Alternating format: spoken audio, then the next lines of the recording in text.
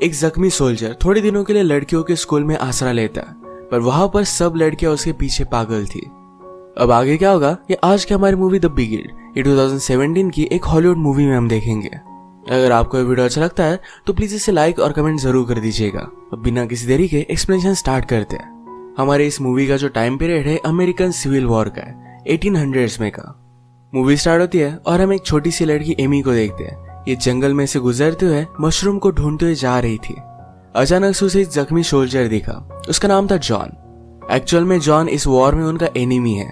वो जख्मी था और बहुत ही ज्यादा डरा हुआ था। एमी का दिल बहुत अच्छा था। वो कहती है मैं और मेरी टीचर पास में ही रहते हैं, अगर तुम चाहो तो वहां पर आ सकते हो। उसे हेल्प करते हुए अपने स्कूल तक लेकर आती है। जब स्कूल में जा रहे थे तो इनकी बातों से हमें पता चलता है कि अब स्कूल में ज्यादा लड़कियां नहीं हैं। 4-5 लड़कियां हैं जो वॉर की वजह से घर पर नहीं जा सकती।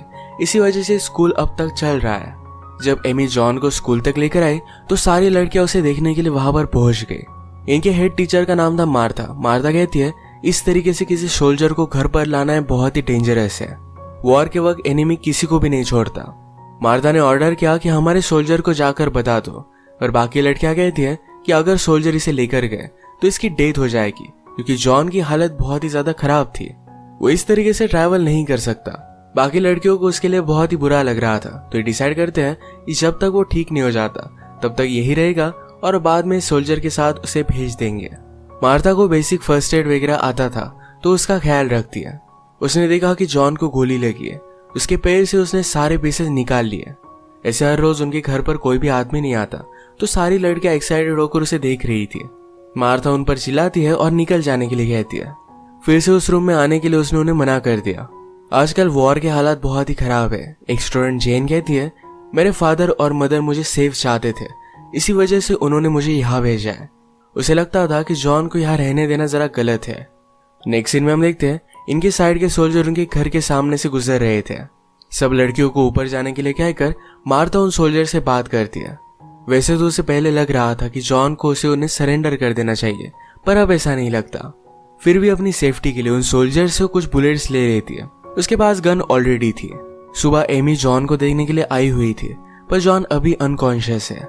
सब प्रे करते हैं कि जॉन जल्द से जल्द ठीक हो जाए, पर मार्था को लग रहा था कि ठीक होकर यहाँ से वो चला जाए। अगले दिन एमी फिर से जॉन से मिलने के लिए आई और अब उसे होश आ गया था। जॉन कहता है कि क्या सुबह हुई है? एमी कहती कि हाँ। जॉन ने कहा कि पंछियों का आवाज बहुत ही ब्यूटीफुल आ रहा था। एमी कहती कि मेरे पास नेस्ट का कलेक्शन है, अगर आप चाहो तो मैं आपको दिखा सकती हूँ। जॉन कहता है कि मुझे देखना बहुत अच्छा लगेगा। एमी और जॉन एक कम समय में बहुत ही अच्छे फ्रेंड्स बन गए थे। यहाँ स्कूल में सब लड़कियों को जॉन पसंद है, सिर्फ जेन को छोड़कर, क्योंकि जेन को पियानो बजाना अच्छा लगता है और उसी पियानो रूम में जॉन को रखा गया है। मार्था नोटिस करती है कि जॉन के आने के बाद सब लड़कियां जरा अलग रहने लग गई है। जो ज्वेलरी सालों तक बाहर नहीं निकलती थी अब उन्होंने पहन ली थी। नेक्स्ट सीन में जब मार्था जॉन के पास आई हुई थी तो जॉन कहता है कि मैं बहुत ही ग्रेटफुल हूँ कि आपने मुझे यहाँ रहने दिया। वो अगर उसे हेल्प नहीं करती तो जॉन की अब तक डेथ हो जाती। मार्था बहुत ही चालाक थी।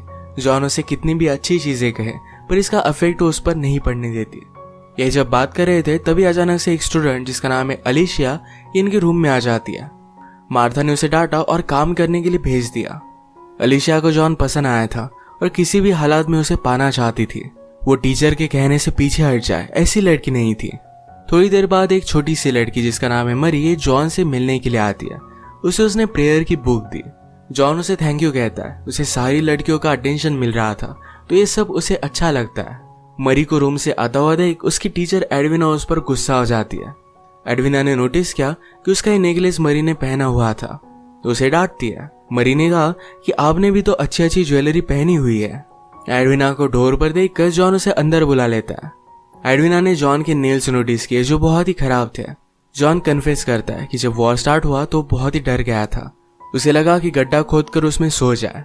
एडविना को कावर्ड लगता है पर जॉन कहता है कि मैं स्मार्ट हूँ, मैं जिंदा हूँ, इसी वजह से तुमसे मैं मिल पाया।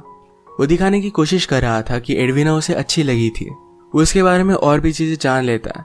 एडविना का कोई भी बॉयफ्रेंड नहीं था तो ये बात जॉन को अच्छी लगी। जॉन ने उसे पूछा कि तुम यहाँ पर कैसे पहुंच गए? मैं इतनी जगह पर घुमाऊं पर तुम्हारी जैसी लड़की को मैंने कहीं भी नहीं देखा। मुझे एक चीज बताओ कि इस वर्ल्ड में अगर तुम्हें सब कुछ चीजें मिल पाए तो तुम क्या पाना चाहती हो? एडविना कहती है कि मैं चाहती हूँ कि मैं यहाँ से बहुत दूर चली जाऊँ। इसके बाद वो यहाँ से चली गई। रात में जब सब लड़कियां प्रेयर कर रही थी तो एलिशिया बहाना बनाकर जॉन के रूम में आ जाती है। उसके पास आकर उसने उसे किस कर लिया। जॉन ने भी नींद में उसे नोटिस किया था। रात में डिनर करते वक्त मार्था सब लड़कियों से पूछती है कि हमारे बीच एक सोल्जर रह रहा है, आप इससे क्या सीखी हो। एलिशिया कहती है मैंने सीखा कि सिर्फ हमारे लेसन्स के अलावा दुनिया में बहुत सारी चीजें हैं। मार्था उसे समझाती कि तुम्हारी एज में सिर्फ तुम्हें लेसन पर ही ध्यान देना चाहिए। एडविना को जॉन के बारे में लगता था कि वो बहुत ही अंडरस्टैंडिंग है, उसे वो सही तरीके से समझ सकता है। सब रियलाइज करती है कि जॉन को अपने रूम में सबसे दूर बहुत ही अकेला लग रहा होगा। सब जाकर उसे मिलकर आती है। जेन ने उसके लिए पियानो बजाया, उसे ये सब बहुत अच्छा लगता है। अचानक इनके डोर पर नॉक आता है। सब लोग बहुत ही डर गए थे। मार्था को लग रहा था शायद ये एनिमी है, तो सबको उन्होंने कहा कि अगर ये एनिमी होंगे तो 3 बार वो नॉक करेगी। सब यहाँ से भागकर जंगल में चले जाएंगे। अगर पॉसिबल हो पाया तो वहीं पर वो मिलने वाले थे। मार्था जाकर डोर खोलती है तो उनकी ही साइड के वो सोल्जर्स थे। उसने फिर उन्हें किचन में बिठाया। सोल्जर के बारे में रूम में आकर वो सबको बता देती है। मार्था को लग रहा था कि जॉन को सोल्जर्स को दे देना चाहिए, पर बाकी लड़कियां कहती है कि जॉन का लेग अभी इंजर्ड है। अगर ऐसे ही वो ट्रैवल करता है तो अपना लेग वो लूज कर सकता है। उसके जान का भी खतरा है। शायद वो लोग उसे लेकर नहीं जाएंगे, रास्ते में मार डालेंगे। तो उन्हें उनके लिए बुरा लग रहा था, तो सब मिलकर डिसाइड करते हैं कि जब तक जॉन ठीक नहीं हो जाता तब तक उसका ख्याल रखेंगे। जॉन इन सारी चीजों के लिए ग्रेटफुल था। जाते जाते मार्था जॉन से पूछती है क्या हम ड्रिंक ले सकते हैं, तो जॉन को अच्छा लगता है। जॉन ने मार्था से पूछा क्या वॉर में आपका अपना कोई था। मार्था इसका आंसर नहीं देती।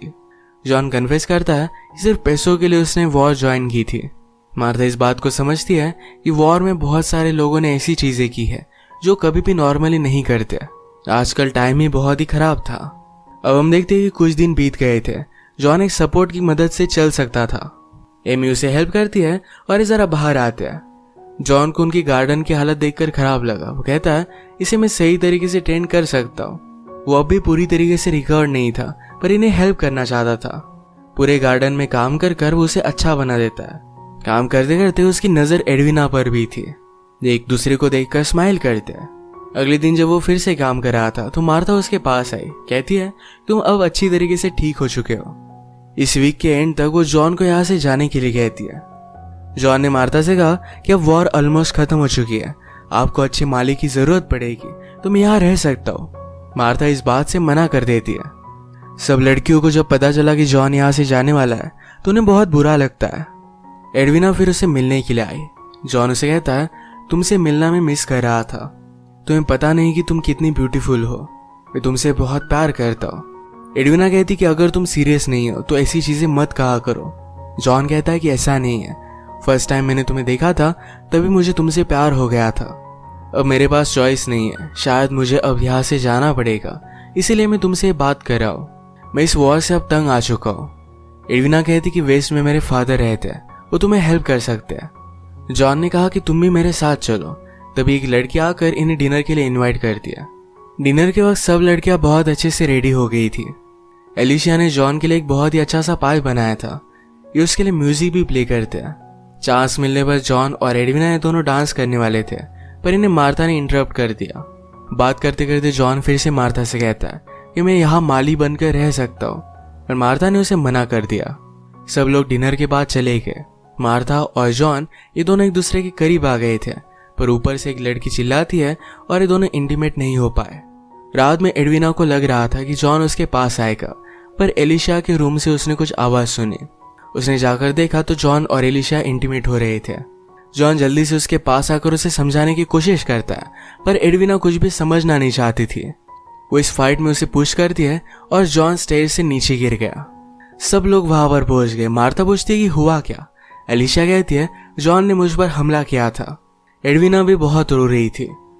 मार्था जब जॉन का पैर देखती है तो बहुत ही ज्यादा इंजर्ड हो चुका है। उसे बहुत ज्यादा खून बह रहा था। अगर ऐसा कंटिन्यू हुआ तो उसकी डेथ हो जाएगी।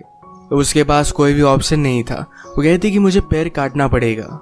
जॉन को जब होश आता है तो बहुत ही ज्यादा रोने लग गया। एडविना उसे देखने के लिए आई। जॉन कहता है तुमने मुझसे बदला लिया है, मैं तुम्हारे और मार्था के रूम में नहीं आया, इसी वजह से तुमने एक कट कर दिया। वो डिस्कस करती है कि उन्होंने अगर जॉन को जाने दिया तो अपने फ्रेंड्स को वापस लाकर उनसे वो बदला लेगा। डर कर जॉन को उन्होंने बांध दिया था। जब एलिशिया उसे मिलने के लिए आई तो जॉन उसे कहता है कि जाकर मार्था के यहाँ से कीज लेकर आओ। वो जब मानती नहीं तो उसके हेयर्स वो पकड़ लेता है। उसने फिर उसे फ्री कर दिया। जब जॉन के रूम के यहाँ से जेन गुजर रही थी तो उसे कहता है कि शायद सब लोग मेरे खिलाफ है, उन्हें मेरे बारे में जरा अच्छी चीजें कहो। अब उसका क्या किया जाए इसके बारे में सब लोग जब डिस्कस कर रहे थे तो जॉन अचानक से गन लेकर नीचे आ जाता है। सब डर गई थी, वो उसे निकल जाने के लिए कहते हैं और जॉन कहता है कि जब मुझे अच्छा लगे तभी मैं यहाँ से जाऊंगा। एमी कहती कि प्लीज चिल्लाओ मत, मेरा टर्टल डर रहा है। जॉन ने एमी का टर्टल लेकर भी उसे फेंक दिया। वो उनकी फ्रेंडशिप को भी भूल चुका था। मार्था एमी से कहती है हमारे डोर पर जाकर एक क्लोथ लगा कर आओ, इसे सोल्जर्स को पता चलेगा कि एनी मीन के घर में छुपा हुआ है। ये करने के लिए एमी गई पर जॉन ने ये देख लिया।